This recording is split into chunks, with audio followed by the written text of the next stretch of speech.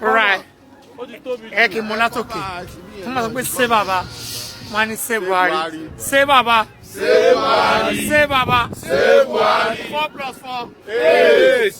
All right fẹ́yìntì ṣé bàbá ẹ má gbàgbé ẹni tó lè ṣe ẹnu ìgbà tó ti ń bà pọ̀ èèyàn tí ò ti lọ́dún mẹ́rin pé ọ̀nà Èkó síbàdàn ó ṣe kíni ó tẹpa ṣẹ̀rí pé gbogbo nǹkan lọ rélùwé náà ṣe kíni ó ń lọ ṣẹ̀rí àwọn tó kówó jẹ tó ń gbówó mì tó méjò ló ń kó ẹ má wọrí 4 years bàbá tó ń bọ̀ yìí á ṣe bẹ̀bẹ̀ ẹ má gbàgbé again ní Lagos State tiwa tí ò gbọdọ̀ bàjẹ́ Sanwo Olu ló ṣe kíni ló lè ṣe and at the same time ẹ̀yìn tíá lólúyọ̀lé ilé pẹ̀kẹ́lẹ́ ni wọ́n máa sọ pé o pẹ̀kẹ́lẹ́ o jèrè kó lè jèrè ṣé kí ni o tún gbé bọ́ọ̀dì ẹ̀ pẹ̀kẹ́lẹ́ ni gbogbo ẹ̀ jùlọ wọ́n máa sọ pé APC nígbà kan wọ́n á sọ pé change that was then right now next level APC next level yẹn ló ṣe kí ni ó tún dógùn state ẹ wo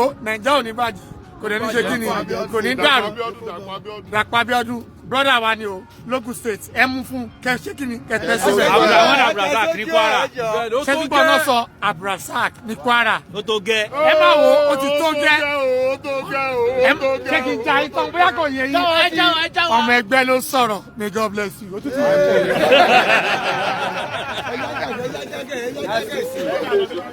ṣé wàá.